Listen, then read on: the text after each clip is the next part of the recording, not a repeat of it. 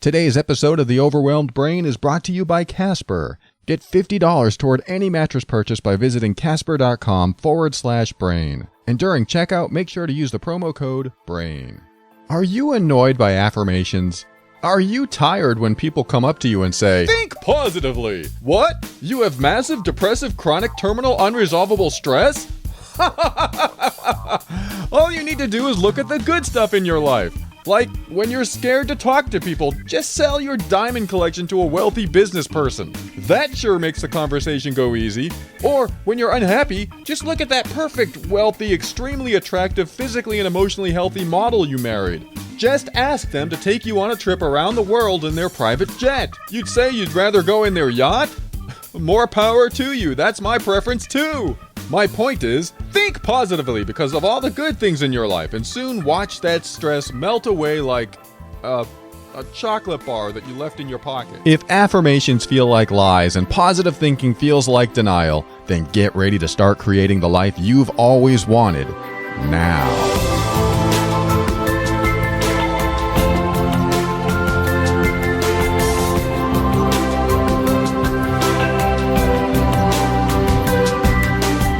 Hello, this is Paul Coliani, personal empowerment coach and host of this show, I think. This is The Overwhelmed Brain, and this is the personal growth show for the critical thinker.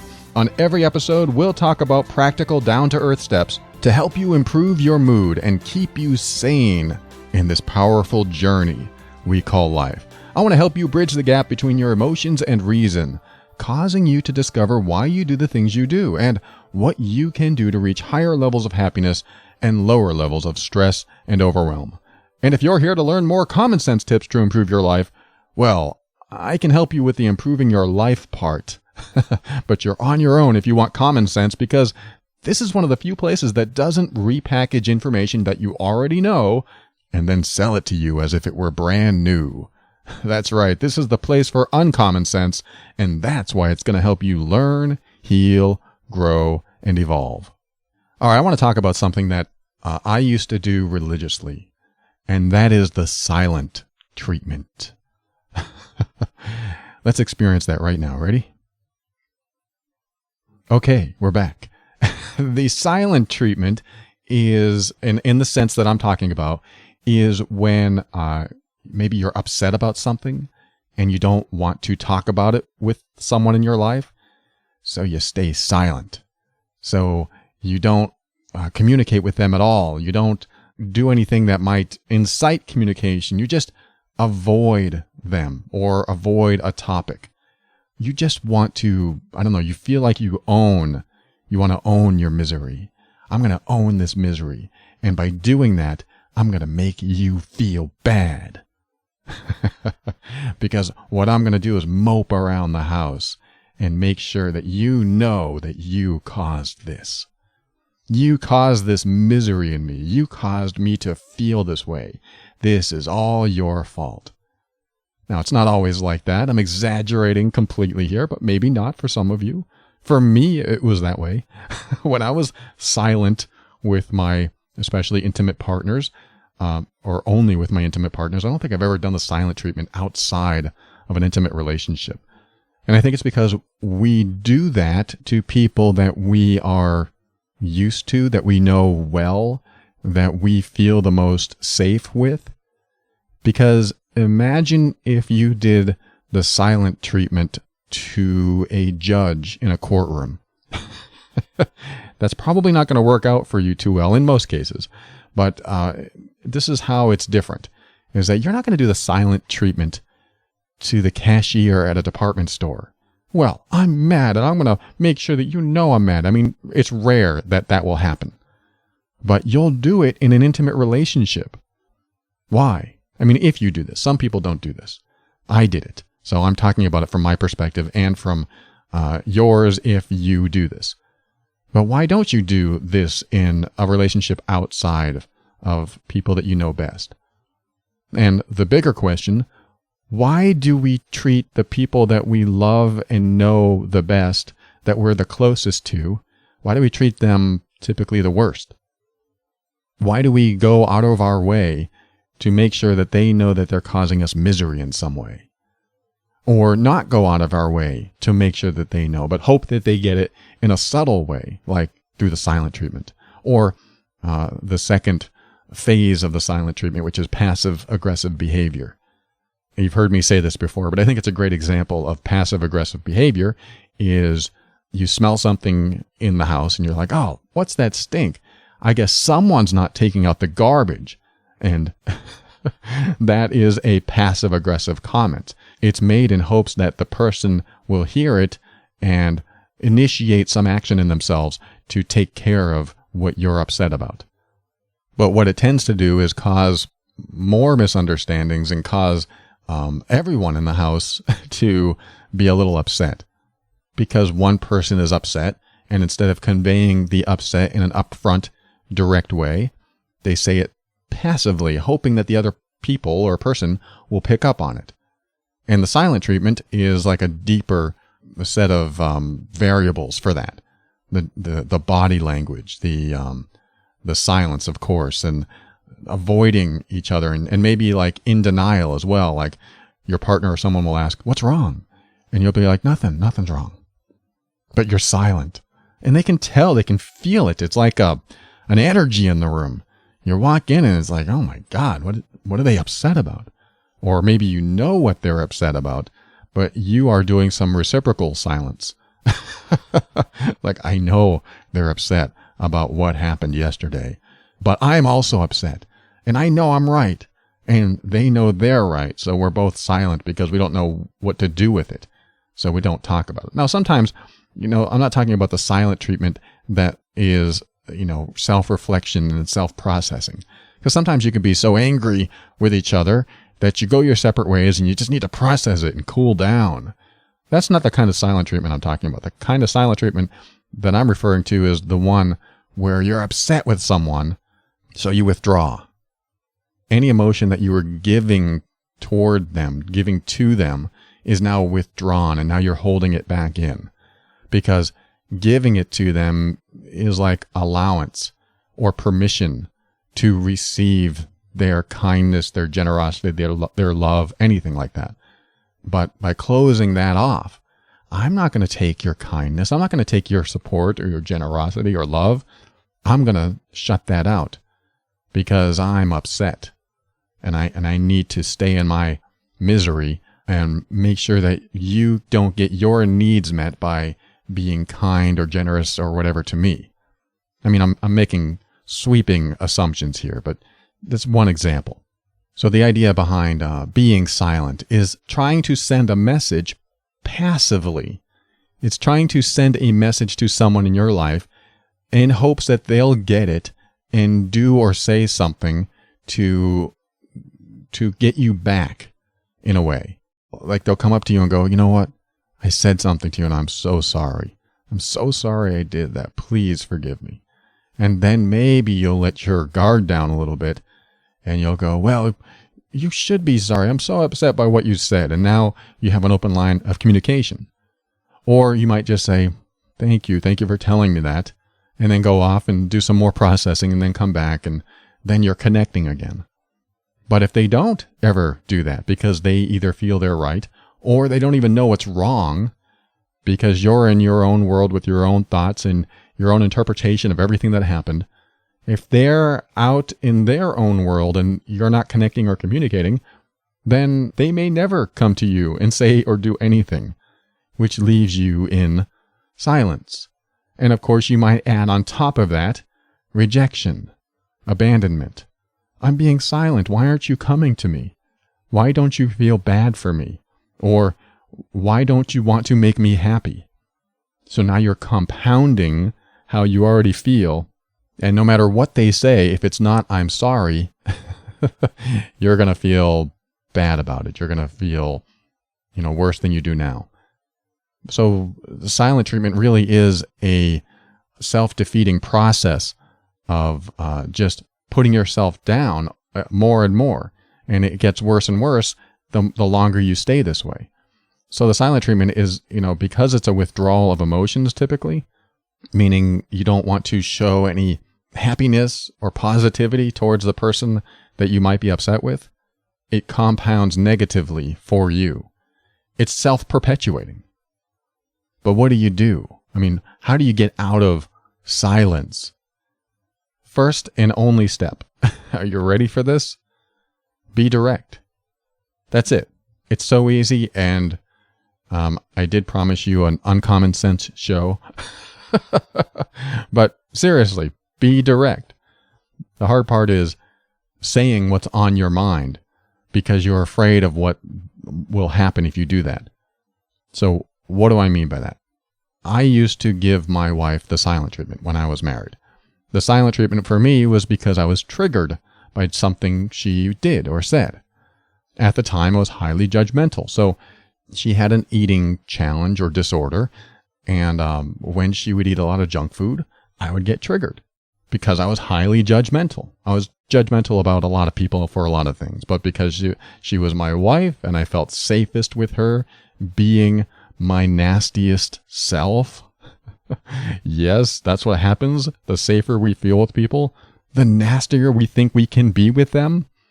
It's backwards, and it's something I had to learn to step out of myself, because the people that we want to be with, we want them to be with us too. So why wouldn't we be the nicest we could possibly be, the most supportive?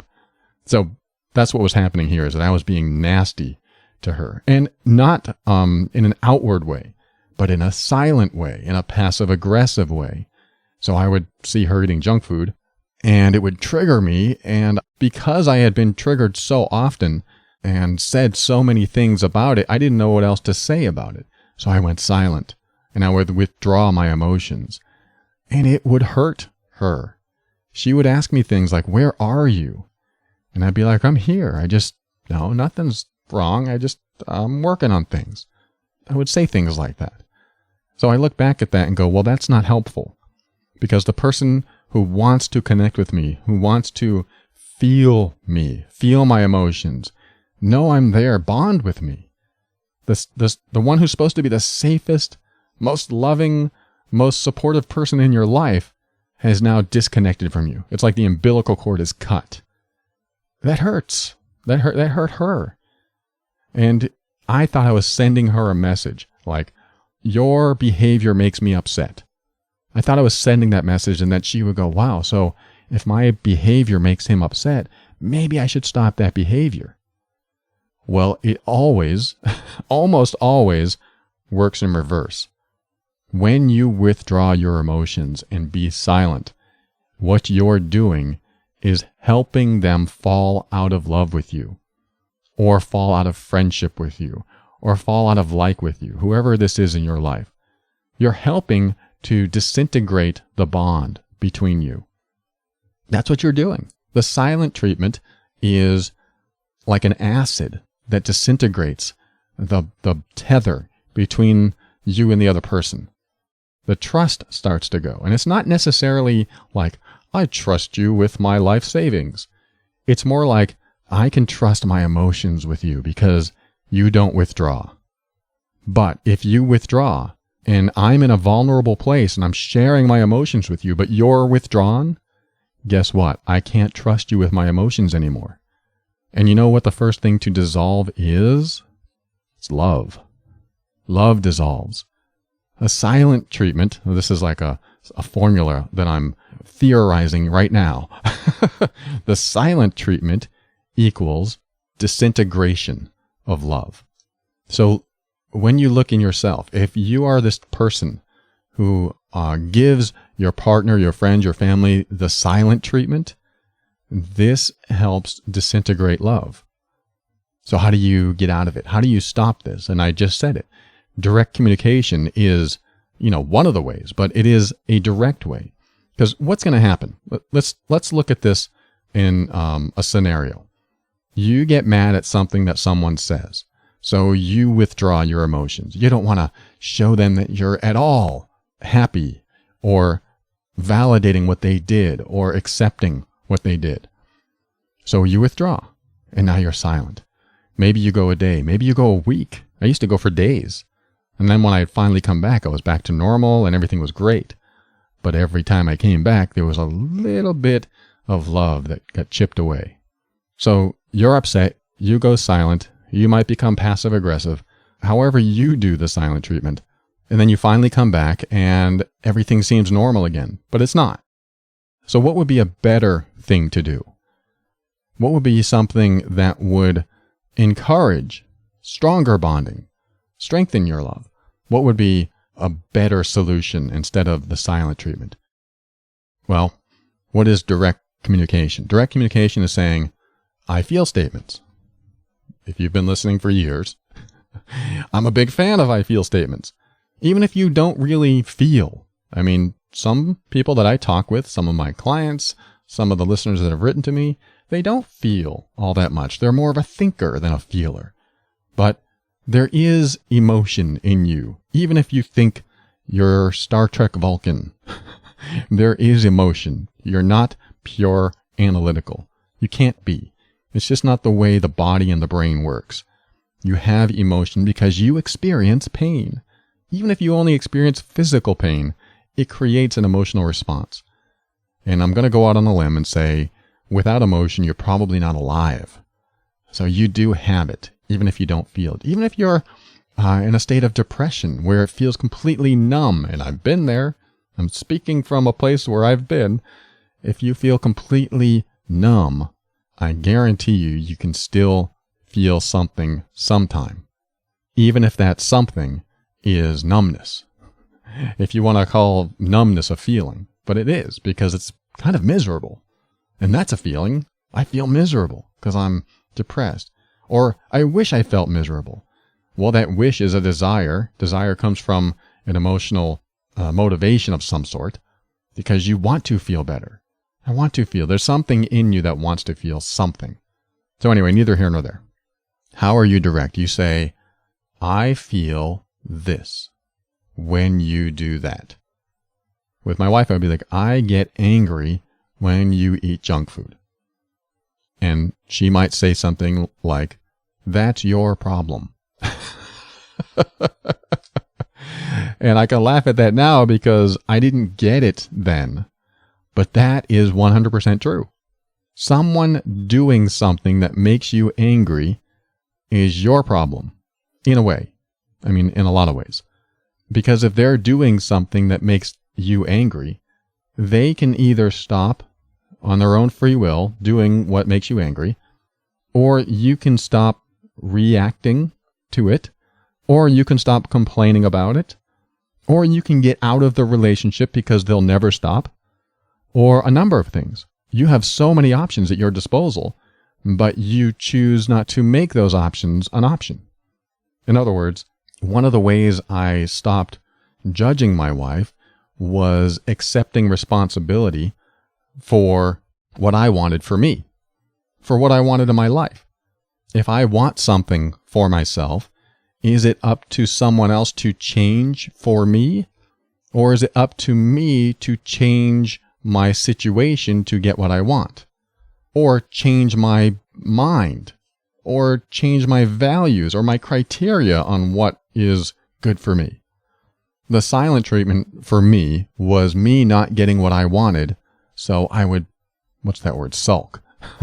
I would sulk, and I would mope around. And I did. I felt like a child. I mean, I look back at it now, and I don't want to do anything. And I'm crossing my arms as I say this. I don't want to do anything because I didn't get what I want. So no, I don't want to do anything. Or I'm at the store, and my mommy doesn't get me a candy bar. I don't want anything because I wanted that candy bar. But that's kind of what the silent treatment is. It's a regression back into childhood when you didn't know what to say. You had no choice but to listen to your parents or whoever was there, and you just went silent. But we don't want to regress into that child state of not getting what we wanted. What would you do if you could act from an adult space? And I'm not saying that adults are better or kids are better or whatever. I'm saying that when we grow up, we learn to behave differently if we're learning and evolving and growing and healing. We learn to behave differently so that we can communicate more effectively, so that we don't get stuck in old patterns. Like, have you ever seen someone get into road rage and they have a childlike temper tantrum? That's an old pattern from childhood, probably. But what would you do today if you let the adult step in and go, you know what? I'm going to take care of this in an adult way. What do I need to do? I am the adult. I need to take care of business here. What do I need to do? I'm upset. I want to convey my upset. I am upset with you for what you did. That's direct. Now, you may have said that, like when I was married, I said that 100 times. And so she was getting sick of hearing it. I was getting sick of saying it. So what did I do? I just withdrew.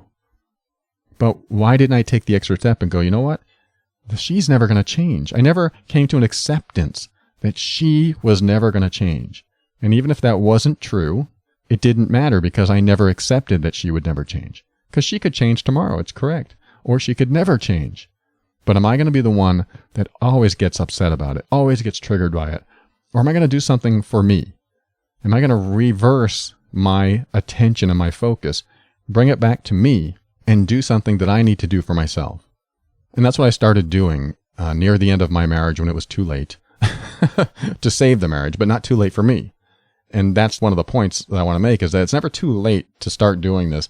Even if the relationship has ended or is on the outs, you start doing it for yourself. How can I take the focus off of someone else and bring it in on myself? And what do I need to do for me to get through this?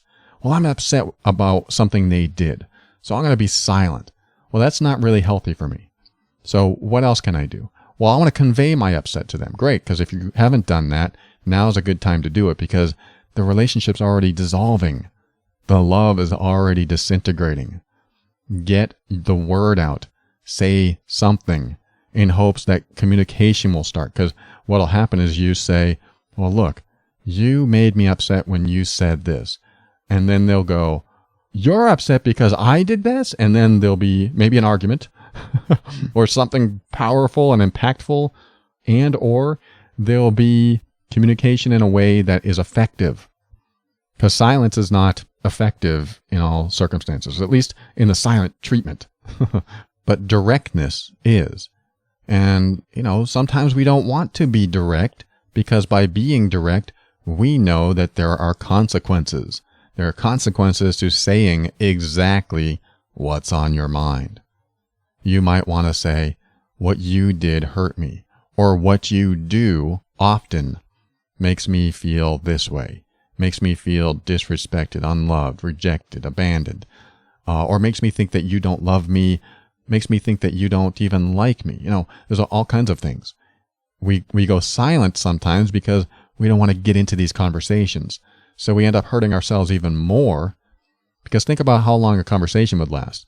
Conversation could last anywhere from a minute to an hour to a day, because you're going through all day back and forth. You don't know. It just seems to never end, but it does end. Eventually it has to come to a place where you might agree to disagree, but at least you got it all out. Whereas the reverse, silent treatment, slowly and silently disintegrates the bond between the both of you. So what do? You come out with something direct. Getting over the fear of being direct is a whole nother issue that I talk about on other shows. It's a matter of taking a leap of faith. Going, you know what, I'm going to say something. And you can even preface it with this. Before you even tell the person, you can say, I'm going to say something that is so hard for me to say because I'm afraid of what you're going to say. Because I'm afraid of what you're going to do if I say it. Or if you get upset. I'm afraid of you getting upset if I say what I'm going to say. But I have to say this because it's eating away at me. And here it is. Say your thing. And that's a leap of faith. It can be. If you've never done this, it's a leap of faith. But it has to happen. You have to take these leaps in order to get through this stuff in yourself. Otherwise, you disintegrate. You disintegrate the bond that you have. It dissolves love otherwise. The most common sense in the world I broke down. Be direct. Be upfront. The cure for silent treatment is to not be silent and speak. Because, when you withdraw your emotions, you're basically telling your partner or whoever, I don't trust you with my emotions. And because you're that way, they're going to also feel the same way. I don't trust you with my emotions.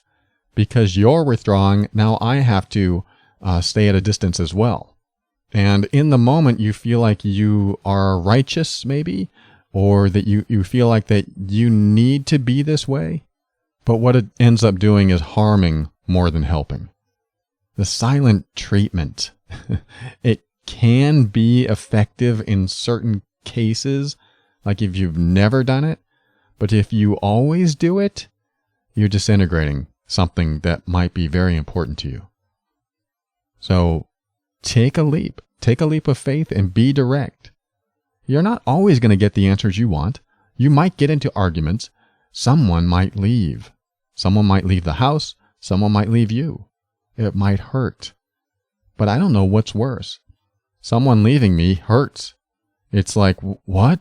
You're rejecting me? You're leaving me? No. They might.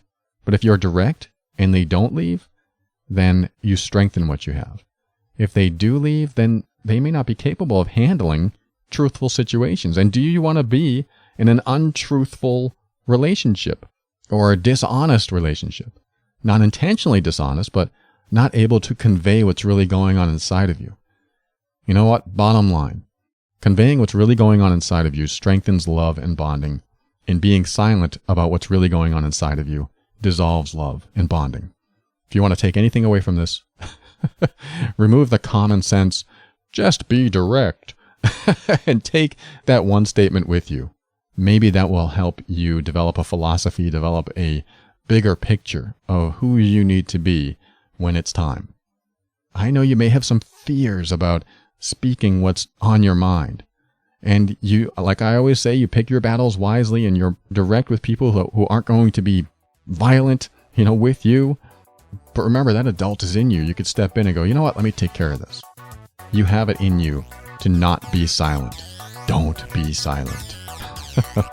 There's my take on the silent treatment. We'll be right back after this.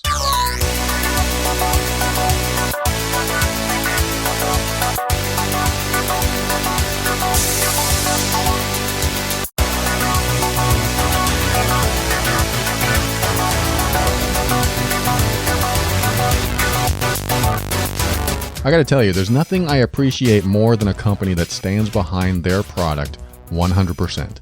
Especially a product that, in most cases, you would not get the type of, assuredness from other companies in the same category. Alright, what's the company I'm referring to? Well, you've heard me mention them before. It's Casper. They make a springy latex and supportive memory foam mattress that will probably make you late for work every day. I say that because there's nothing like sleeping so soundly that you simply don't want to leave your, I guess you could call it your comfort zone. I've always said, break through your comfort zone.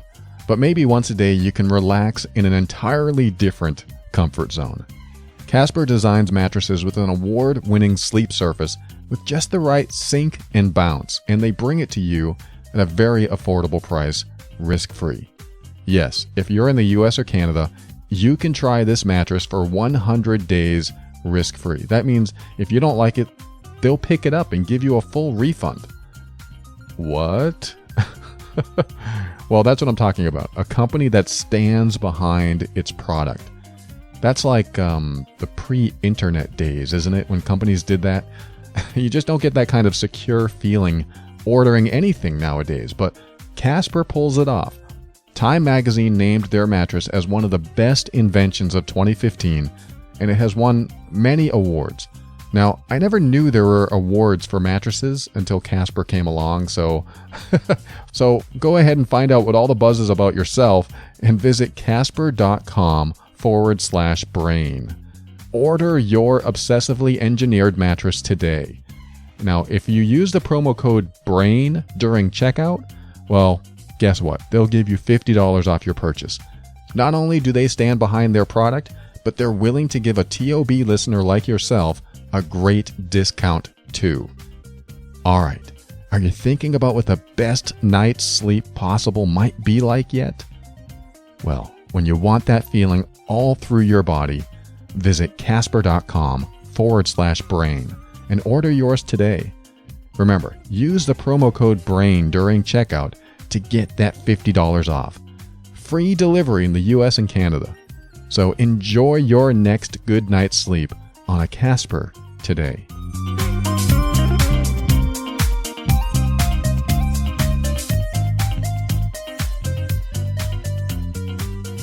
Welcome back. This is the Ask Paul segment. This is where I read a listener email on the air, and I do my best to help answer a question or a challenge. I received an email a couple months back, and as you know, I don't get to my emails all the time right away, so sometimes they sit there with life passing us by, which means that I may not be able to handle the challenge in the moment. For example, if somebody says, hey, my husband's leaving for France tomorrow. What do I do with all these feelings that I'm getting? And, I might read that message a couple months later where the husband's already come back from France and they've gone through life changes and, their job has changed and they've moved. Who knows? Many times I cannot get to these messages. This is why I have a backlog of all these episodes, and you can look for a show that covers what you're going through. But, there's always a unique question that I get that I want to address and hopefully answer in time. But it doesn't always happen in the time I want. So this is just an apology for people that send me a letter and don't hear from me for a month or two, and then they have to figure this stuff out and hopefully resolve what's going on in their life. And I'm not saying that I'm here resolving everyone's problems. I hope that this show helps, but sometimes having time to go through the motions and experience things is what's necessary for you to become more empowered, healed. Sometimes you have to go through the hard stuff so it'll be easier next time. And this show helps you go through the hard stuff, I hope. And, that's what I'm here to do, is just arm you for the challenges, give you some resources so that when those hard things come along, that you'll be able to handle the hard stuff. But sometimes you can't. Sometimes it feels impossible to handle the hard stuff. Even doing all this, reflection and listening to shows and doing your own personal growth, sometimes it's just too hard.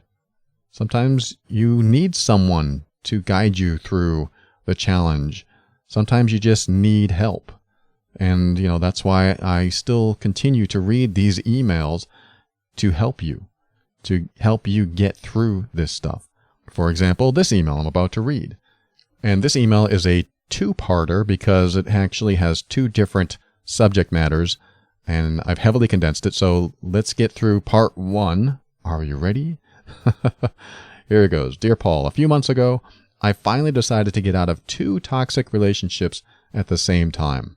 A year and a half ago, I began dating a childhood friend whom I reconnected with. After we started dating, the first couple of months, everything was great. He's a very charming and good-looking guy.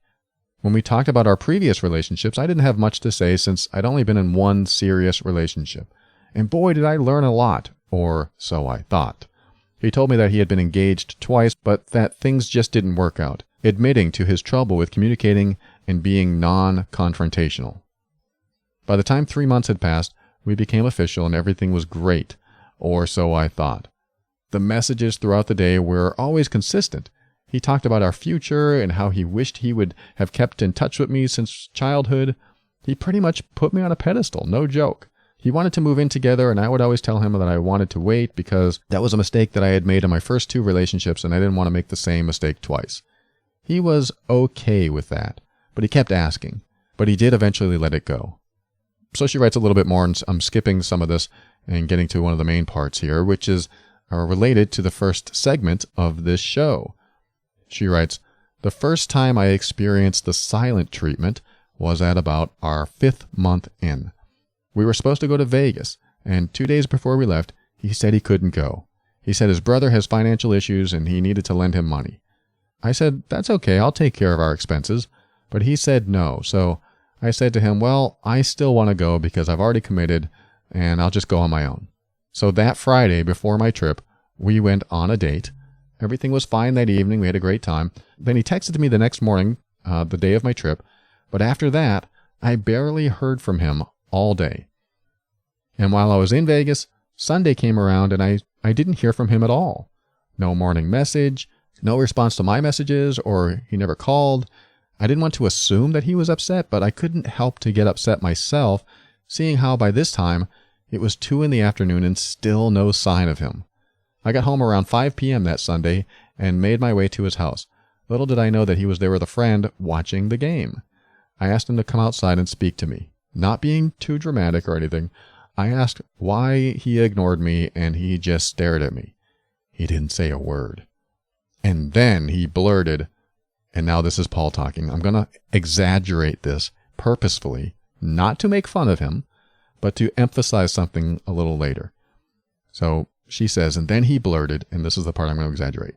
I was mad because you left to Vegas, and I didn't know how to tell you. Again, I read that in an exaggerated way, not to make fun, but I'll explain it in a minute. Little did I know that this was the beginning to unknown territory for me. This silent treatment became very consistent when I wanted to talk about things. He would shut down. It was like talking to a wall, literally. He would always say that I was the one who had the problem, not him. He would say things like, I don't have anything to say. I don't have an issue with you, but you always have to talk about something. I felt that he was upset about things, but he chose not to talk about them and would take his aggression out in other ways. This is when I learned the term passive-aggressive. It was like validation for everything I was experiencing, and I decided to call him out on it. To my surprise, he was surprised that I knew what he was doing. He said no one ever called him out on that, and even though it was hard for him to hear this, he knew I was right, and he actually was sorry. I'm not the greatest communicator myself, but I tried as much as I could. I started doing my research on passive-aggressive behavior, and what I realized is that I too was a passive-aggressive person, mostly with my mom, but nonetheless, I also carried this behavior. That's when I came across your podcast. Originally, I wanted to understand why or how we become passive-aggressive people, and I even encouraged him to listen to your show, but it was no success. However, I was on a binge. It was amazing for me how easy it was for me to understand what you were talking about and how much repairing I had to do within myself. As I kept listening to you, I came across an episode that triggered something in me. That episode changed my life. Even though my mom and I had lived in the same household, we hardly ever spoke. I've learned not to share any of my experiences with her, good or bad, because they always seem to backfire. So I learned to shut down. Nothing I have ever done has been good enough, and even when I have had accomplishments, she turns things around and ruins these moments by making them about her. All right, I'm going to stop right there because part one of this letter is talking about this boyfriend that she had, and it does go on to say that she ended up breaking up with him, but there's a few things I want to hit on in your letter, and I'm going to call you Sheila. So I'm not going to read the rest of your letter right now, but in the next segment, I'm going to really condense it and just talk about one of the questions that you have about your mom and about moving on and what your first steps are. But for the ex-boyfriend that gave you the silent treatment and such, let me hit on a couple things. Let's look at my notes here.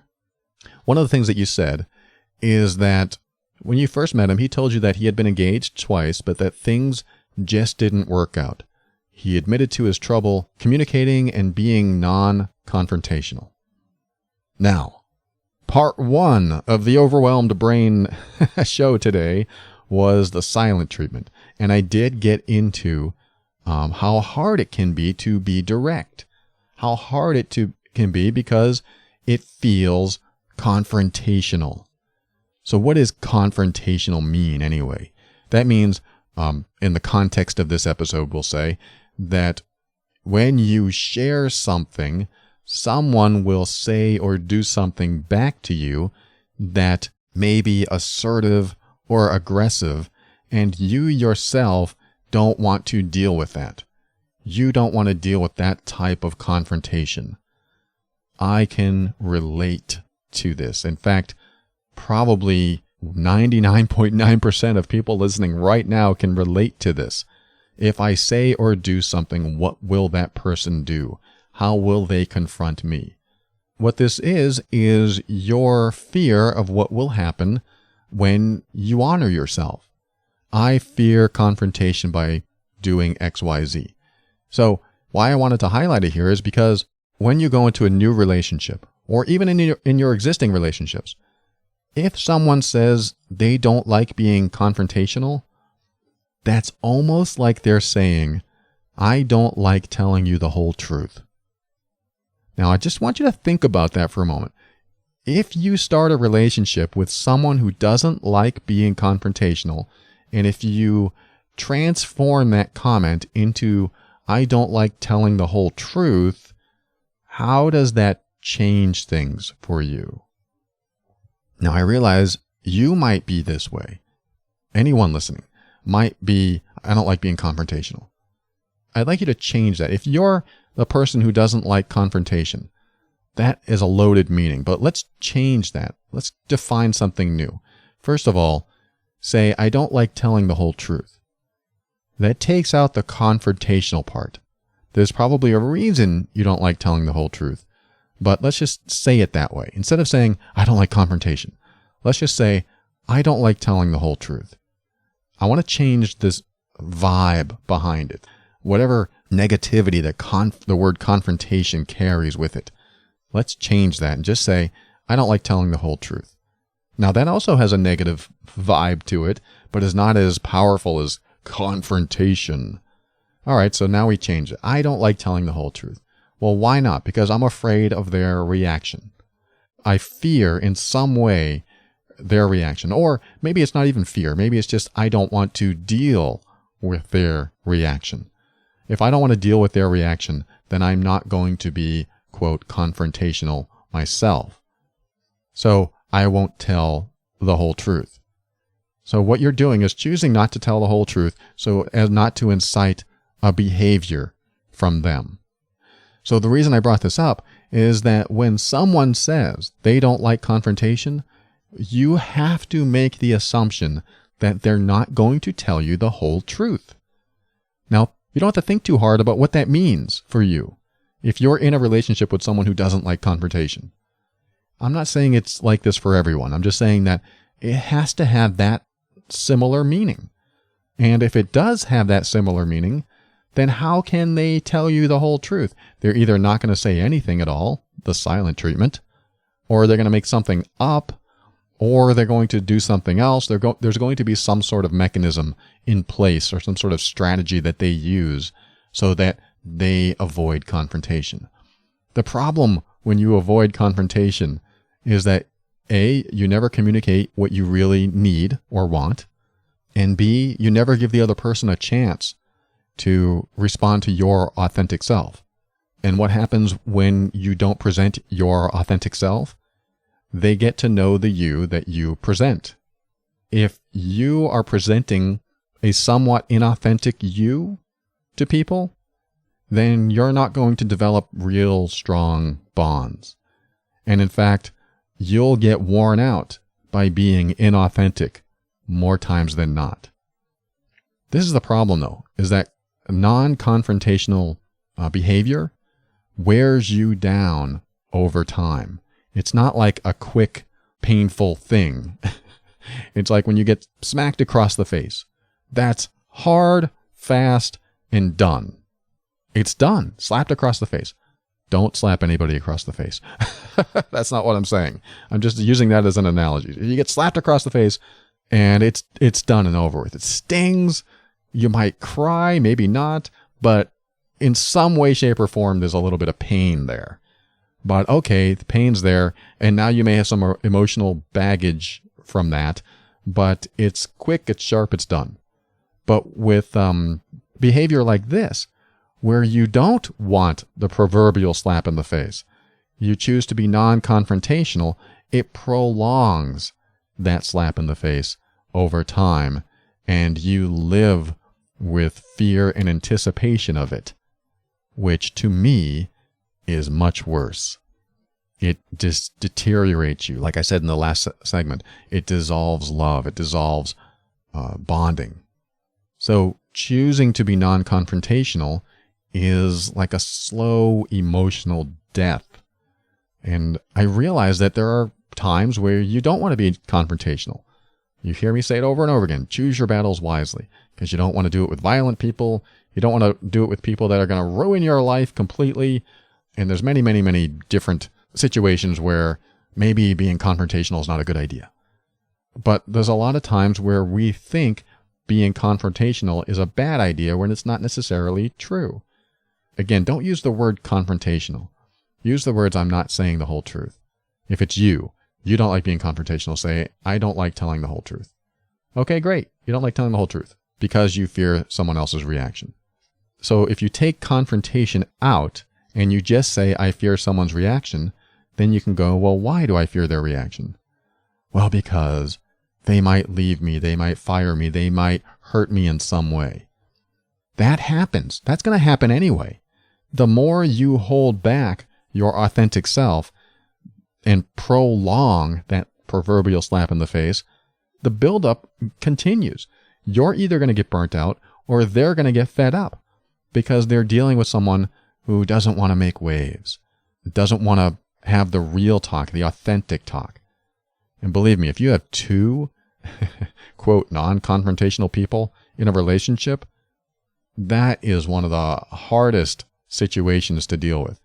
I don't want to make waves. Well, me neither. And I don't want to tell you what's really affecting me. Well, I don't want to tell you what's really affecting me either. They're so like 3 times removed from themselves, and that's who they're relating to, those 3 times removed people. It's like me, third removed, is relating to you, third removed. It's like that movie, Surrogates, with Bruce Willis. I don't know if you ever saw that, but basically it's the future where these human-looking machines walk around and everyone's at home controlling the machines. So these machines are living our lives, but we can see through their eyes. We can experience the world just like we were out there, but they look like humans and they act like humans because we're controlling every part of their movement. It's just like a literal virtual reality, except everyone's home, connected to a machine that's connected to a machine that's in the world. They're like 2 or 3 times removed from actuality, from the sensory experience of living in the world authentically. And when you do that, you are presenting your third removed self to other third removed selves. And this gets way too philosophical and deep.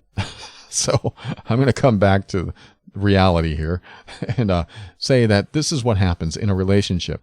When you're non-confrontational or you're not telling the whole truth, you are somewhat presenting an inauthentic you. When you have something on your mind and you don't share it, what are you sharing instead? And what you share, they now have to react to. And they also react to what you don't share. So it gets tricky when that happens. This is that silent treatment thing. Like, what do I do with that? Because you're not sharing who you really are. That's just, it's hurtful. It dissolves a relationship. And it's obviously not good to develop strength in bonding. So there's that thing. I see that as a yellow flag. Being non-confrontational is a yellow flag in any relationship. I'm not saying it's terrible, and there are times to do it, but don't make it your life pattern. If you make something like that your life pattern, you'll rarely get what you want. People won't see the real you. They won't know the real you. They won't know what you want, what you need. And then you'll wonder why the world is against you. Why does everything bad happen to me? It's because you are choosing not to be or express your authenticity or authentic self. So there's that. And that's a deep, deep conversation that maybe I'll talk about some other time. So let's get to the next point, which is something you said, but here it is. You said that you're going to commit to your vacation anyway, even if he doesn't go. I just want to say good for you. That's self-congruence. That's you saying, you know what? I made this plan and I'm going to go anyway. You didn't cancel your plan based on what someone else did or didn't do. Great. The more congruence you show inside of you, the better your life turns out, believe it or not. And all I mean is that when you have an intention and you follow it up with action based on that intention, like, I'm going to go on vacation. And then the next week, you actually go on vacation. It's like you're reinforcing trust in yourself. That's good. That's healthy. I love it. So I want to point that out. Something else you said. I felt that he was upset about things, but he chose not to talk about them, and he would take his aggression out in other ways. Now, when you say I felt or I feel that he was upset about something, it's not an I know statement. You know what I'm saying? It's like guessing. I feel that he's upset about something because you're accessing your own emotions or feelings. But do you actually know that he's upset? This is one of those I need to ask in a direct way. Are you upset about something? Now, he may be passive aggressive or he may say something like, no. But what can you go on? I mean, you're picking up that he's upset, so those feelings come in. But unless you know, you don't know. So another thing that you said that I want to hit on is even though my mom and I lived in the same household, we hardly ever spoke. I learned not to share any of my experiences with her, good and bad, because they always seemed to backfire. So I learned to shut down. Now, this is a coping mechanism that you developed probably as a kid. And I'm going to call it a coping mechanism. It may or may not be, but this is probably how you cope with things. You cope with the hurt of not receiving reciprocal emotional support or love or nurturing or something like that. So you stopped sharing. I've had clients tell me that, I would share something with my mom, and just like you said, she turned it around, or she made it about her, or she would somehow put me down. So I stopped sharing. So this can be a challenge when you shut down. I mean, you said that nothing I've ever done has been good enough. And even when I have accomplishments, she turns things around and ruins those moments. Well, as children, we want to be congratulated. We want to be supported. We want to be nurtured by our parents or our caretakers. So we want to hear this, like, good job. We want to hear that kind of stuff. But when we don't, we think that the whole world doesn't like us, or the whole world doesn't want to hear our accomplishments. So we take that into ourselves and bring that into our adult world, and suddenly we're reserved and we're afraid to share ourselves with other people, because sharing means pain. Because if I open up to you, just like my mom, you'll turn it around and hurt me. This is one of those leaps of faith, because you don't want to repress this stuff. You don't want to repress yourself from anyone. You want to feel safe enough to share yourself. But if you can't, then the long, painful process of repressing who you really are takes place. It takes precedent. And let me tell you, when I was in my first or several relationships, but definitely my first long-term relationship, she never got to know the real me. She never got to know what I was feeling, ever. Or at least the negative stuff that I felt, my anger, my sadness, anything. She only saw the side of her that I presented to her, because I was too scared to share with her my authentic self. Because if I shared with her something she didn't like, maybe she'll leave me. It always came down to the fear of what might happen to me. I was in that place of, I don't want to be completely honest with her, because I was also a non-confrontational person. I hated confrontation. But the reason I hated confrontation is because if I confronted somebody with something, then that might mean they would hurt me in some way. But the hurt came anyway. It was just prolonged and extended and eventually wore me out and got me depressed. It just got worse and worse and worse over time. It's that long, slow cutting and wounding and hurting, cutting into your deep emotions and hurting, and it just wears you down.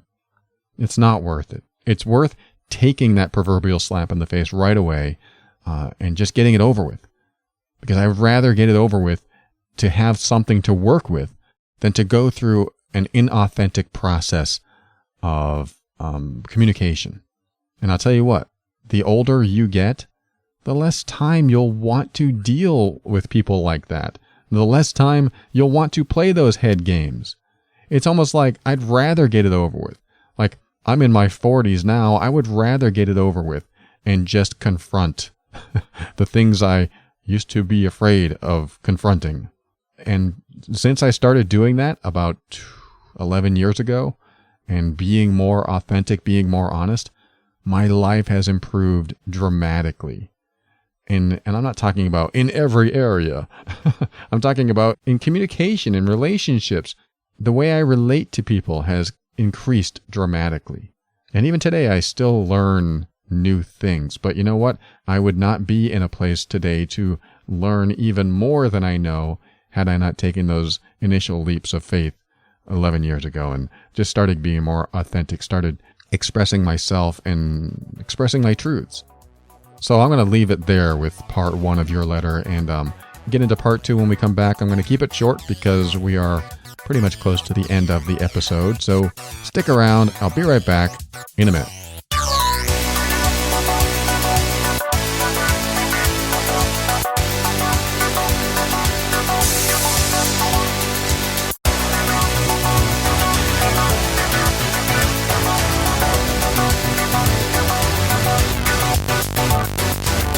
All right, what do I want to talk about here? How about the TOB Patron program? What is that? That's a place that has private episodes of The Overwhelmed Brain, worksheets, and group coaching, and things I don't share here on the regular show. Like, for example, the incident at the pool last week, where I had to stop a couple guys from fighting. I don't know if you've ever been involved with something like that, but it is definitely an interesting experience. But it was one of those moments that I talk about where you have to make the decision in the moment and not think about what might happen if you think too far ahead. Because if you think too far ahead, then the fear kicks in. So I had to stand up and make the decision before the fear kicked in. And it wasn't easy, but at the same time it was, because I chose not to think too far ahead. So it was pretty interesting. I told the whole story in the Patreon program and what I learned from it. And if you've heard it, then maybe it'll give you an idea of what you can do if you're ever in that situation. Because there are things that you can do if you're in that type of situation. Somebody's about to fight. What do you do? How do you approach it? What do you say? And I kind of learned on the fly. But I had some tools and resources to draw from, so that was helpful too. But I encourage you to visit patron.theoverwhelmedbrain.com and consider joining the program. In fact, if you go over there now, there is one private episode that I decided to keep free. So if you go to that site, you'll see that there's actually an episode that you can play. And that gives you a taste of what there is there and what the site has to offer, and maybe it's for you. So visit patron.theoverwhelmedbrain.com, and I hope to see you there, and check out what more TOB has to offer you. I hope to connect with you on the inside.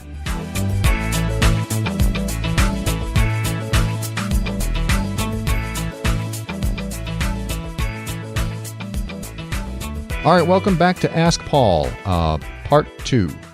It was a long letter that I received, so I'm going to read you some of the second part and just get to it pretty quick.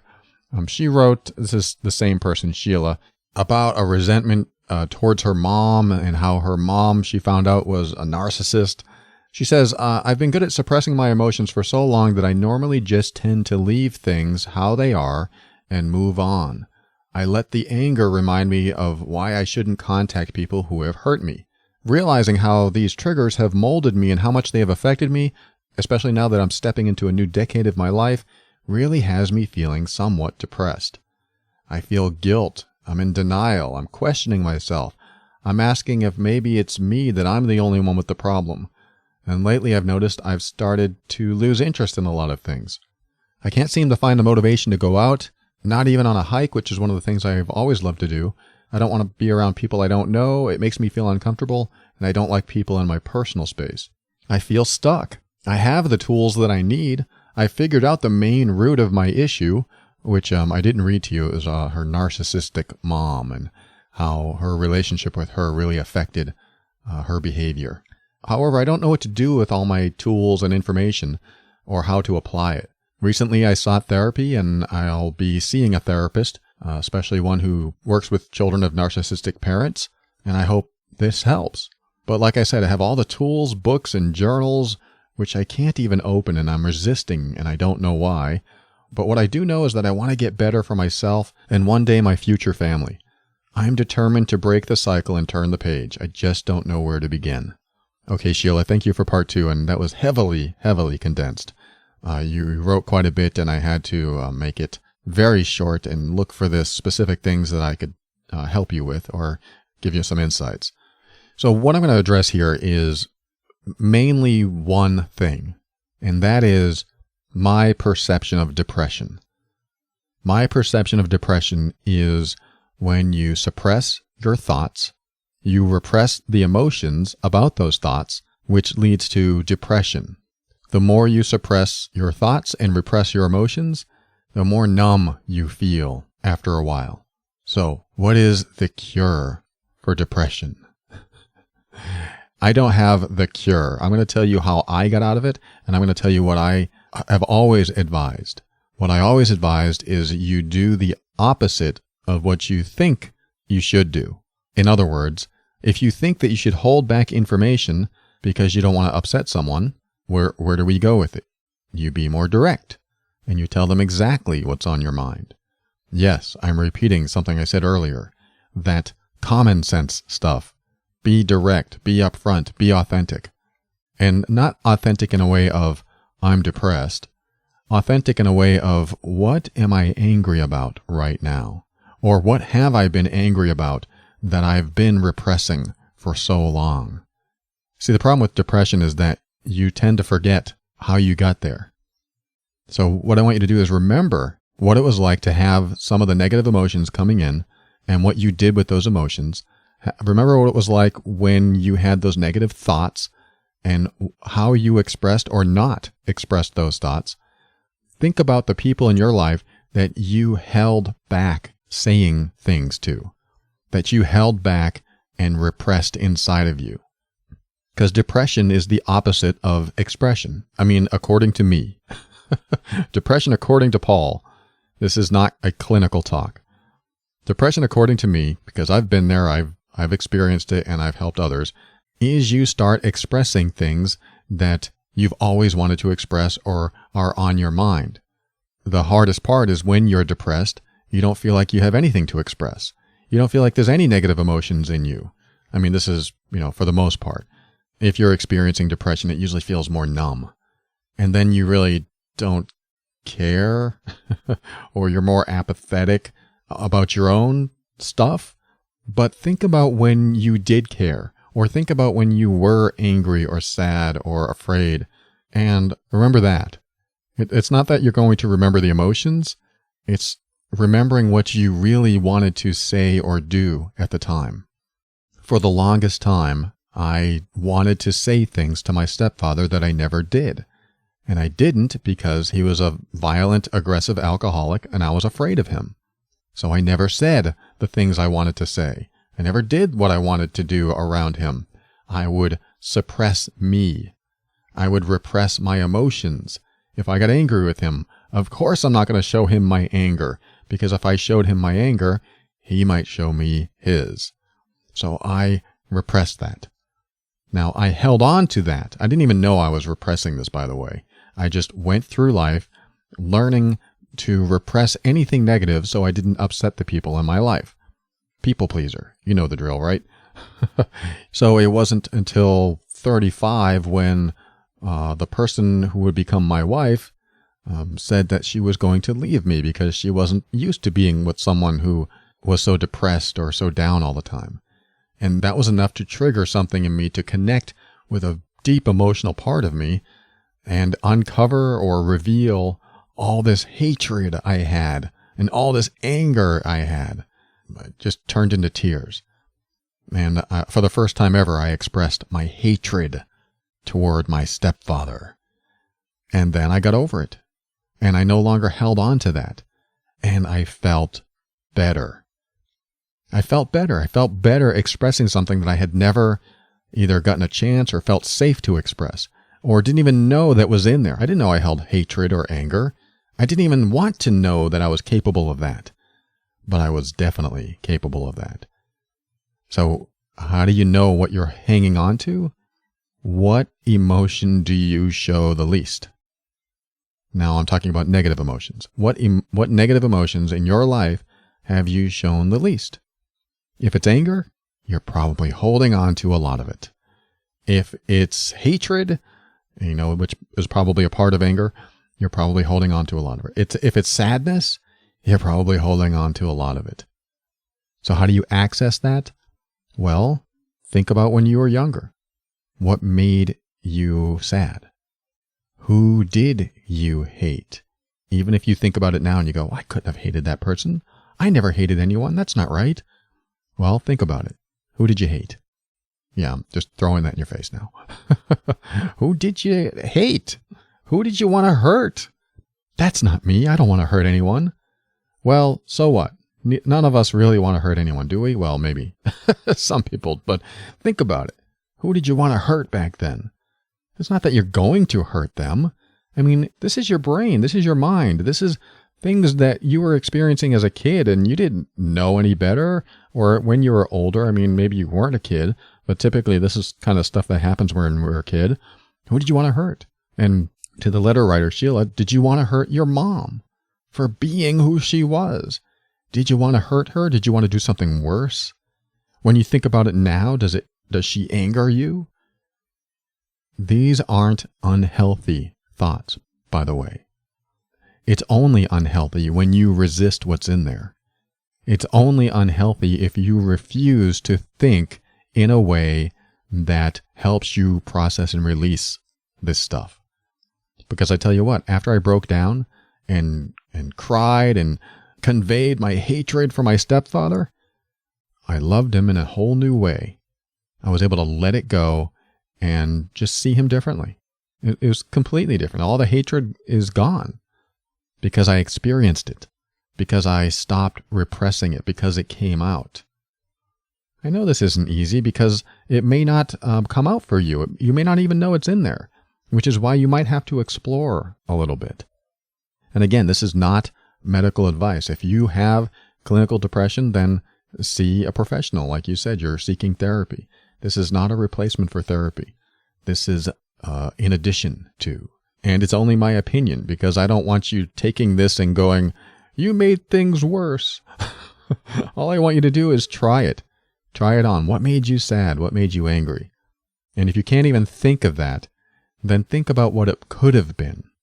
I mean, sometimes we have no clue what in our past, what made us sad or angry or hateful or whatever, if you have those feelings. What could it have been? Who could it have been? Who could have done this to me? Why would I have felt that way? What happened? And see what comes up. And you may even want to try this. Just recite the words, I hate so-and-so. I know I'm using hate a lot, but I use that because a lot of the times we're told to feel one way when we feel another. There's invalidation that goes on, and it's not intentional invalidation. It's not like our caretakers, when we were growing up, were intentionally trying to be unhelpful or bad. They just thought, oh, we should be nice to everyone. We should be nice to each other. Now, maybe, Sheila, your mom wasn't that way, because narcissism is definitely something that can cause a lot of problems, cause a lot of dysfunction in the family, and you grow up in a way where you had certain feelings that you probably didn't feel safe expressing. So now that you're not around her, you can express those things. And I know this is all talk. I know that this may help or it may not. But what I'm doing for you right now is giving you permission to feel any way you want to feel, even if it is immoral, even if it's unethical, even if it's, quote, bad. Because you probably have held back from feeling those things or expressing those things. You probably want to say things to your mom or anyone else that has caused you harm in some way, intentionally or not. When you have something inside of you that needs to get out, but you don't let it out, it depresses you. It causes you to feel bad. It causes you to feel numb. And it is not a pleasant place. And it's a place that once you get out of it, you never want to go back because you remember that and you don't like it. So Sheila, you say, I feel guilt and I'm in denial and I'm telling myself maybe it's just me. Maybe I'm the one with the problem. Well, guilt is a great thing. I'm telling you, guilt is a great thing. Not always, but in your place. If you feel depression and you feel guilt, then guess what? You're not completely depressed. There's hope. Well, there's always hope, even when you're completely depressed. But if you feel anything, I want you to latch onto that for a little bit. Latch onto that guilt. What do I feel guilty about? I feel guilty for not talking to my mom anymore. Well, great. You know, the resolution to that is to call your mom on your terms. Talk to her on your terms. I mean, if you really feel guilty, why? Because I don't want to leave her alone. I don't want her to think that she's unloved. Well, do you love her? Maybe there's a part of you that really does love her. I mean, that's what happens. We grow up with somebody and we're with them for so long that a part of us really does love them, even when they're mean and nasty and abusive. We just have this connection with them. So what can we do about it? We can say, I love you and you're toxic for me. You can just have this mindset. I love you and you're toxic. There's nothing wrong with that. I can look at my stepfather and go, I love you and I never want to see you again. I love you and you're toxic for me. I love you and you're toxic for my family. I love you and I don't care what happens to you. Because we don't want to deny what's inside of us. Guilt is a way of reminding you what's inside of you that you may be denying. And I'm just assuming that your guilt is about your mom in a way that you don't communicate with her anymore. So what do? You make things on your terms. You call her at the time you want to call her, and you talk to her and be direct, be your authentic self. And when she says something you don't like, you say, Mom, I don't like that. You know what? I love you, but I can't respect you when you disrespect me. And then if she goes on and says, well, I'm not being, you're the one being disrespectful. Mom, you're continuing to do it. I love you and I want to have a conversation, but I'm going to hang up now. When you're ready to bond with me and connect with me, then I'll be happy to talk with you. But maybe you're not capable. I don't know. I just want to believe that you are. So I'm here when you're ready to talk again. And then she may go, wah, wah, wah, wah. She may not like it. But now you hang up on your terms. And if she calls back, you choose to answer or not, but they're always on your terms. If she truly is narcissistic, then you need to take control, really. The narcissist always has control in your life. They're always controlling. So what you need to do is take control, because that'll be healthier for you. You take control. You call when you want, and then you love them and let them know your personal boundaries. And let them know when they're disrespecting you. And if they're disrespecting you, you create accountability. Mom, the way you're acting right now is disrespectful, so I'm going to hang up. If you want to talk respectfully and civilly, I would love to have that, because I do love you. I really do. But I can't talk to you when you're being disrespectful. And she may not like that, but you are controlling the boundaries. You are honoring yourself, and you're also doing it with love and kindness. So if you want to get rid of this guilt, love her in a way that's healthy for you. Period. That's my advice. I'm going to end this show. I hope this helps. I know you're having some struggles here, but I want you to start expressing some of this old pain that might be in there that you probably don't feel right now, or if you do, then express it to someone that you feel safe with. Maybe the therapist that you're seeing, great. Write it down in a letter, or some people will call the person that they're upset with and say, you know what? You've upset me, and this is what you've done. That doesn't always work, because the person who's upset you, they may not take responsibility for it, and they may actually try to make you feel worse or make you think it's your fault. It's not your fault. You were a kid. How can that be your fault? You had no clue what was going on. You just learned from the adults that were role models to you. And guess what? Who you are was because of the role modeling that your mom did. So whose fault is it? I'm not going to really say it's her fault. No, of course not. No, but now that you're an adult, you can start doing things for you. You don't have to act like that fearful, submissive child as you once were, and start honoring yourself. No, you're disrespecting me. If you stop disrespecting me, that would be great. Then we can continue talking. However, I love you. Maybe we can talk again when you're not in this mood. Goodbye. You control it. There you go. I hope that helps. Thank you again for writing, Sheila, and thank you for listening to another episode of The Overwhelmed Brain. We'll be right back. I'll thank some people, give you my final thoughts, and then we'll make it a day.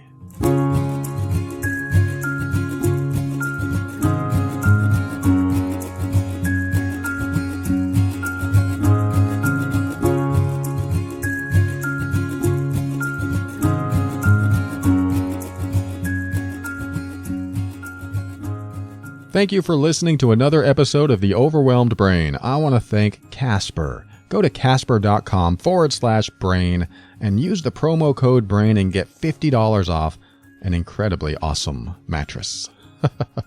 And I would love to see you in the TOB Patron Program. Private episodes, workbooks and worksheets, and group coaching and more, all starting at $3 a month. Are you a TOB patron yet? If not, you're probably missing some of the best stuff. And if you're not a patron, then go to patron.theoverwhelmedbrain.com.